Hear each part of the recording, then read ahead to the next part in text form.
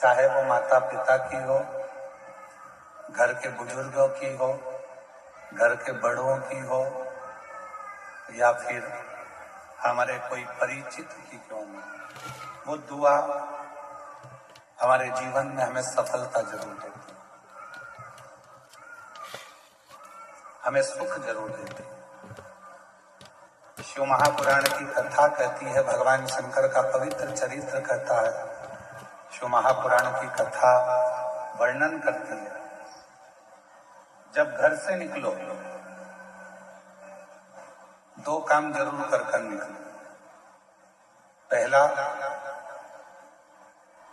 घर में जो भगवान का मंदिर है, घर में जो भगवान का देव स्थान है, देवालय है, शिवालय है, उसको नमन करो, प्रणाम करो, विनय करो।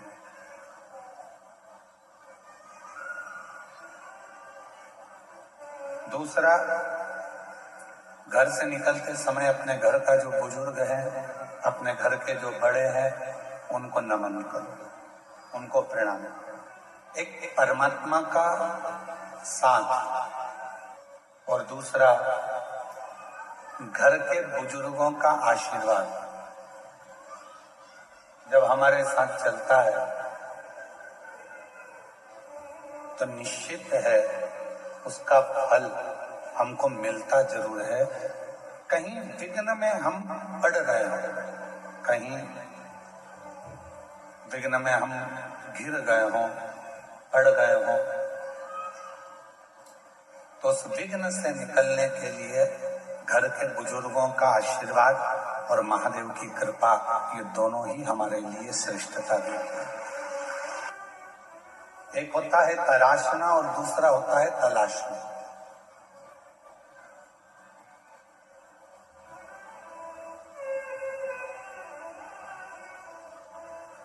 एक है तराशना और दूसरा है तलाशना। हम तलाशते रहते हैं, ये वो सब ढूंढते रहते हैं, और तराशने में क्या करते हैं कि हम कुछ ना कुछ बनाने का प्रयास करते हैं, कुछ निर्माण करने का प्रयास करते हैं, कुछ अच्छा करने का प्रयास करते हैं। शिव कथा कहती है, भगवान शंकर का चरित्र कथा है, शिव महापुराण की कथा कहती है, तलाशना संसार में आकर हर व्यक्ति जो इस मृत्यु लोक में जन्म लेता है, पृथ्वी पर जन्म लेता है, वो कुछ ना कुछ तलाशता ही रहता है।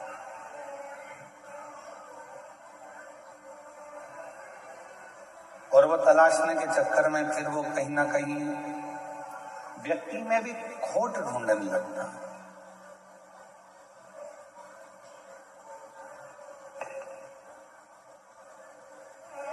व्यक्ति में भी बुराइयां ढूंढने लगता है। क्यों? क्योंकि वो तलाश रहा है। यदि वो तलाशता नहीं और तराशने का काम करता, खुद को संवारने का, खुद को सुधारने का, खुद को श्रेष्ठ बनाने का कार्य करता, तो दुनिया में फिर कोई उसको बुरा नजर ही नहीं आता, सब श्रेष्ठ दिखते और वो अपनी जिंदगी को भी श्रेष्ठ बना देता, वो अपने जीवन को भी श्रेष्ठ बना। जिसने खुद को तराशा, जिसने स्वयं को श्रेष्ठ बनाने का प्रयास किया है, अपने आप को सुधारने का प्रयास किया है, वो जिंदगी में बहुत आगे बढ़ा, वो जीवन में बहुत तरक्की कर।